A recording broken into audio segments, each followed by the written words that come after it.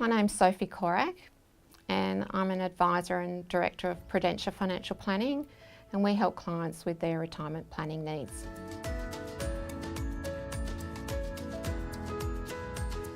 When I get a client that comes in and says, well, how much do I have enough to retire on?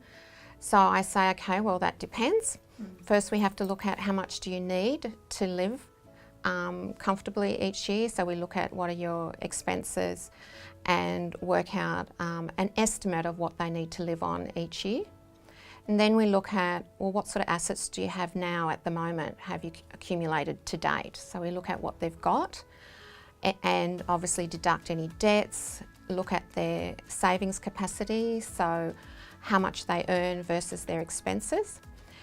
And then we get a good picture of where they're at. Then we look at when they plan to retire and the figure that we came up before in terms of how much they need to live.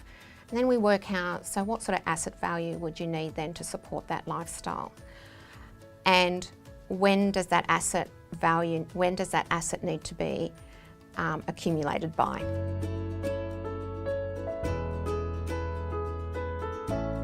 You can teach yourself. There's lots of information available on the website and through various government organisations and their websites.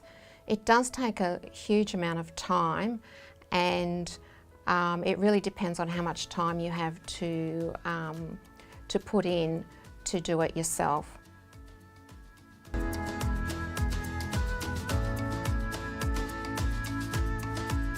Teaching kids about money is something very dear to me, and also it's because my parents taught me as well. So learning good money habits is something you learn from a very early age.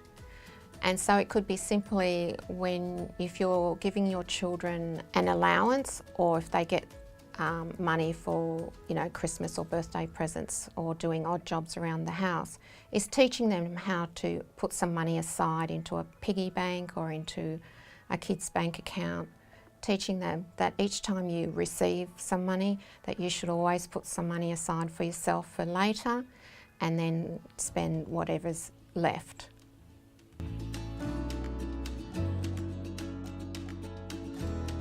I totally understand when people, if they get themselves into financial difficulty, the main thing is having the commitment to help to get yourself out of it.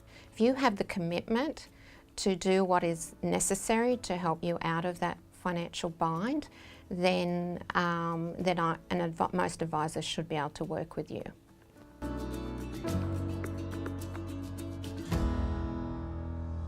Well, that question really depends on how complex the client's situation is and how much work's involved in helping that client to put together a plan for them to achieve their goals. So it could be a fixed fee for service, or it could be an occurring fee if the client wants ongoing advice.